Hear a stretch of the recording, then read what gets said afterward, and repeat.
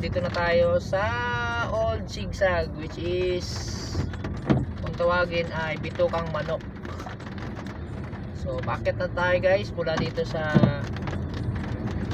paanan ng Pagbilao, akit na tayo dito sa Sigsag Road.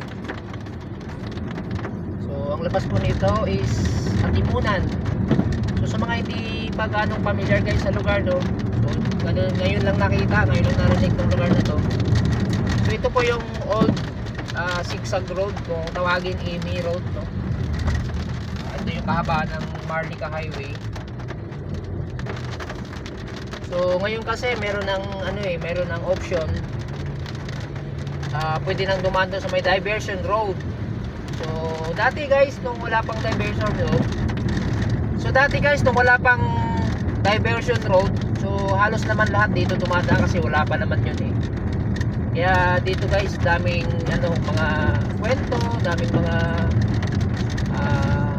alaala ng mga biyahero na dumadaan dito. Kaya every time na dumadaan tayo rito guys, so dapat doble ingat po tayo kasi sigsag po ito. Lalo na ngayon maulan po, maulang umaga ng linggo, no. So nandito kami dahil kami po ay going to Bicol, Camsor. Ingatan nawa tayo ng ating Panginoong Diyos sa ating pagbabiyahe ngayong araw. Siya nawang mag-ingat sa bawat isa sa atin, sa lahat ng mga biyahero ngayong araw.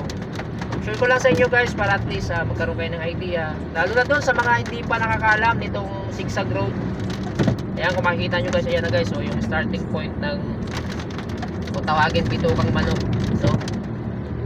So lagi lang tayo mag-iingat sa ating pagmamaneho, mga kapwa ko driver, para at least makaiwas tayo sa mga anumang hindi magandang experience. Kaya yan, kung mapansin nyo guys, yan Bitukang Manok. So lagi naman pinapaalala sa atin, lalo na sa mga kapwa natin drivers. So lagi lang tayong mag-iingat at lagi lang dapat tayo nasa tama, no? Pahay ko lang din doon sa mga kaibigan nating drivers. So lagi tayong nasa tama para at least hindi naman tayo nakaka-perwisyo ng mga kapwa din nating drivers. Kasi minsan may mga pangyayari, may mga nakikita ako, mga naka-upload sa Facebook, no? Dami ko nakikita na medyo hindi na maganda. Minsan may mga nag-aaway na dahil lang sa kalsada. So iwasan po natin yung guys kasi pare-pares naman tayo nakikinabang sa kalsada. Kaya kanya-kanyang pagpapasyensya na lang sa mga medyo may